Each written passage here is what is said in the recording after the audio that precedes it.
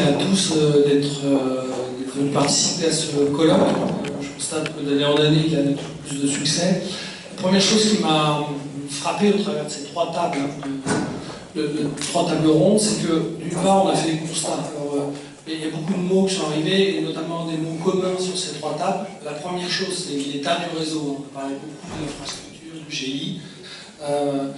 Et c'est vrai que c'est des constats, donc ça fait partie des choses qui sont constatées aujourd'hui. D'autres choses, il y a des fortes attentes sur la qualité de service. Et puis, on a parlé également beaucoup de financement, c'est-à-dire de trouver des investissements, de réaliser des financements.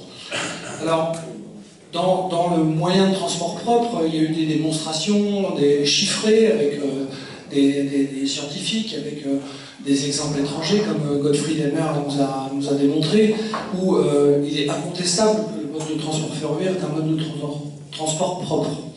Et je rappelle aussi, parce que je voudrais être bref, mais dans l'introduction avec Claude, il y a aussi beaucoup d'inquiétudes dans le cadre de l'ouverture à la concurrence. Alors, ces inquiétudes, elles sont liées au fait aussi que le monde bouge. Fabien, tout à l'heure, nous rappelait que de plus en plus, le développement durable est au cœur des discussions, des débats. Et le mode ferroviaire est effectivement un mode qui peut apporter des solutions. Et ça bouge, pourquoi? Parce que l'ouverture de la concurrence en France, c'est de plus en plus proche. Et on n'a jamais été aussi près. Le fret, ça fait 12 ans qu'il opère en France.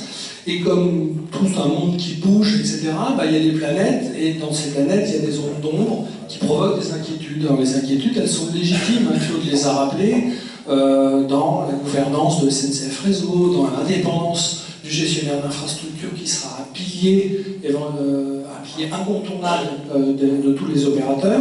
On a des inquiétudes au niveau des usagers qui se disent aujourd'hui on a un seul opérateur, demain on en aura plusieurs. Et puis il y a des attentes fortes. Des attentes fortes parce que la mobilité aujourd'hui elle a changé. C'est-à-dire que les gens aujourd'hui utilisent des moyens modernes, numériques, ils veulent des solutions simples. Brice Bouillon nous le rappelait également, ils cherchent la simplicité.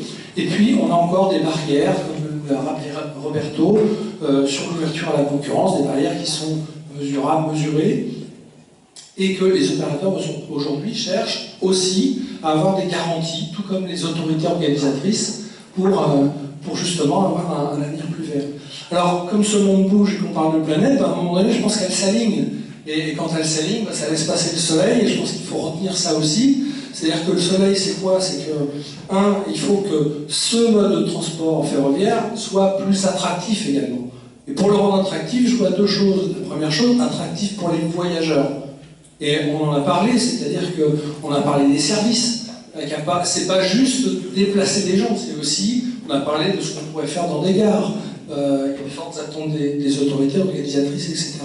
On a parlé des innovations, on a parlé de la fiabilité du mode de transport ferroviaire, on pourrait parler de confort, on pourrait parler également d'une chose qui a été très très forte, c'est l'intermodalité et les différents modes que les gens veulent utiliser aujourd'hui. Alors rien pour rabattre sur les gares, pour aller chercher un mode structurant et qui permet de faire de la massification qui est le mode ferroviaire, mais d'autres modes aujourd'hui qui sont envisagés.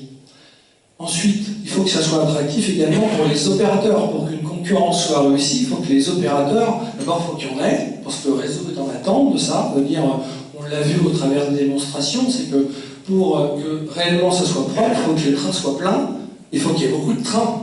Sinon, on n'a pas trop de réels gains sur le développement durable. Et donc pour le rendre attractif aux opérateurs, eh bien, je pense qu'il y a l'accès au réseau avec une performance qui est attendue.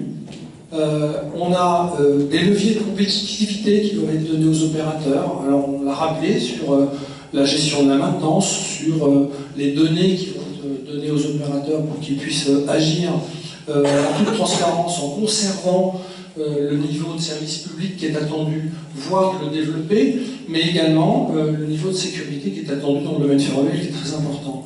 Et puis aussi des leviers sur l'organisation, ce qui veut dire qu'il faut modifier la façon de travailler les gens, les méthodes, la culture peut-être aussi. Arnaud Souillet nous a relaté aussi les difficultés qu'il pouvait déjà avoir en interne, et parce que également les nouveaux opérateurs vont être un aiguillon pour donner plus de performance au système ferroviaire.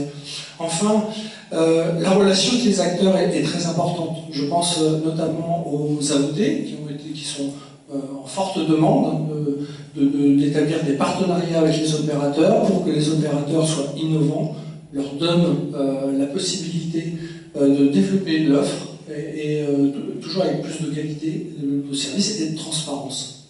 Et enfin, je pense que les opérateurs, on a parlé de solutions intégrées, je crois que ça c'est important. Et enfin, voilà, sur le côté investissement et puis financement, il y a la responsabilité de l'État, la responsabilité de la région, et puis la responsabilité des acteurs, que nous sommes nous aussi, les opérateurs, c'est de dire on peut faire mieux et moins cher.